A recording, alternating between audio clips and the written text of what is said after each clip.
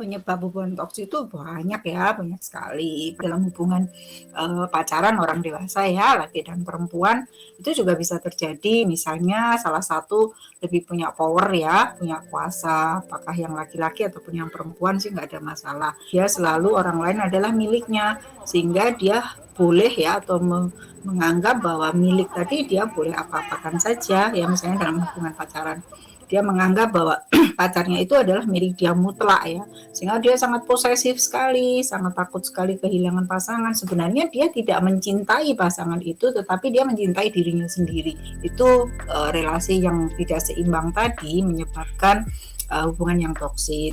Ya, kalau saya selalu berprinsip ya, berpacaran atau pernikahan ini juga bisa terjadi pada pernikahan. Berpacaran atau pernikahan itu tujuannya apa sih? Untuk mendapatkan kebahagiaan ya kan. Nah, kalau hubungan itu salah satu pihak sudah tidak ada di dalam hal seperti itu, lalu untuk apa hubungan itu dilanjutkan? Lalu kalau hubungan itu hanya adanya rasa takut, rasa cemas, terancam, penuh dengan kekerasan, ya caci maki, marah-marah.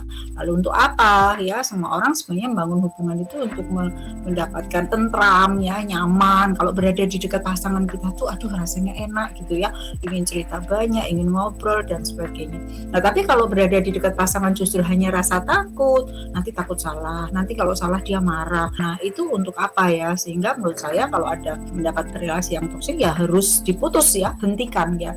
Karena yang bisa menolong ya yang bersangkutan sendiri.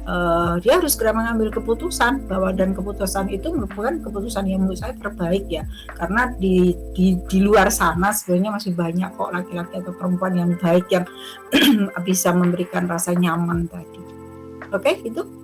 Oke, sebenarnya pasangan yang mempunyai kecenderungan ya melakukan kekerasan itu mudah diketahui ya.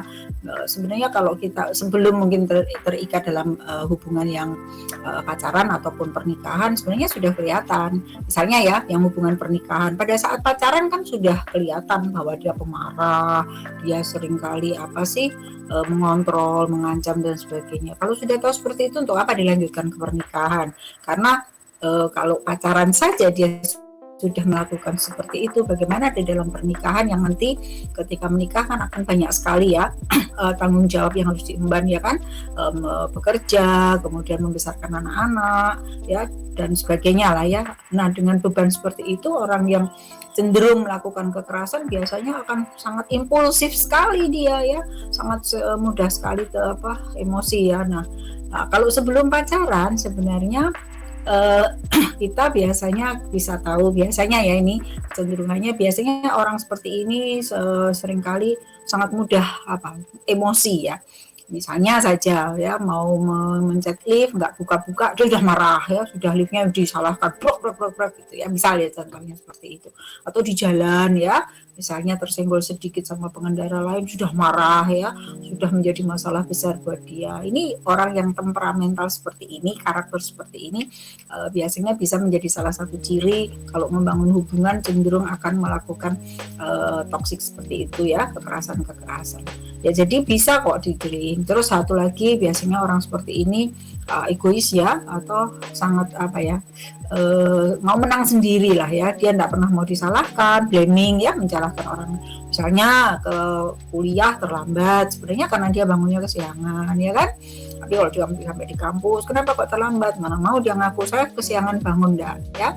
Iya, soalnya tadi lalu lintasnya macet, soalnya tadi lampu merahnya begini, soalnya tadi ya, yang salah itu hal-hal di luar dirinya, bukan dirinya sendiri. Ini namanya blaming ya, menyalahkan sesuatu yang eksternal ya, jadi tidak pernah mengakui kesalahan dia.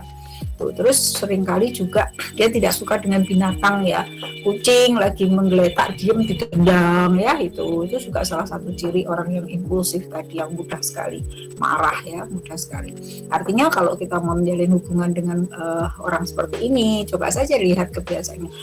Jangan namun biasanya kan kita suka tertutup dengan rasa cinta ya, rasa cinta juga harus pakai rasional kok ya. Kita tidak bisa mencintai seseorang kalau di ujungnya nanti justru kita mendapatkan kesulitan-kesulitan ya, atau tadi ketidaknyamanan dalam hubungan. Oke ya. Jadi kalau sedang pacaran ya, sebenarnya pacaran itu kan jembatan untuk memasuki lembaga pernikahan ya.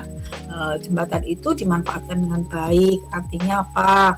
Membangun rasa dalam proses pacaran itu adalah di sana ada membangun rasa percaya antar pasangan, dan kemudian juga harus mengenal betul ya pasangan itu seperti apa ya, bukan harus sama ya, misalnya ya selera makan saja, karena dia suka bakso saya nggak suka bakso, saya harus suka bakso, tidak seperti itu. Pasangan yang baik adalah pasangan yang banyak perbedaannya tetapi saling melengkapi, itu pasangan yang baik ya. Dia misalnya tidak suka nonton film lalu Anda memaksa, yuk nonton film, kalau kamu jadi pacarku kamu harus menurut, itu juga salah ya. Tidak boleh kita memaksa. Artinya apa? Bahwa pasangan itu yang ideal adalah yang bisa menghargai perbedaan-perbedaan di antaranya. Apakah selera makan, selera musik, ya misalnya yang satu suka jazz, yang satu suka dangdut. Apa yang suka dangdut harus kita paksa suka jazz, kan nggak bisa begitu. Ya sudah, kita hargai saja ya, artinya yang paling penting sih. Jadi pacaran itu adalah proses untuk memasuki lembaga pernikahan dengan persiapan-persiapan yang sangat intens ya. Persiapan itu seperti tadi mempersiapkan diri secara psikis ya, bisa nggak menerima perbedaan-perbedaan seperti itu.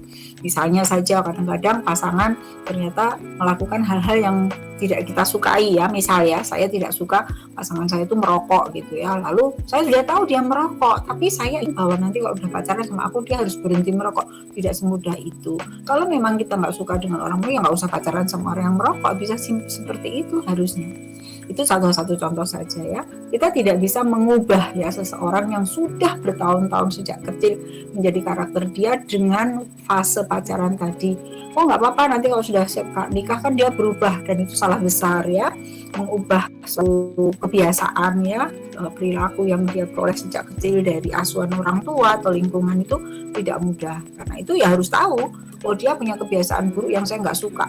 Kalau Anda bisa terima dia apa adanya, nggak masalah. Tetapi kalau misalnya Anda memaksa dia harus berubah setelah nanti menikah, itu salah besar. Menjaga nama baik juga ya, itu penting sekali. Jadi pacaran itu sebuah proses yang menurut saya penting untuk fase untuk masuk ke pernikahan gitu.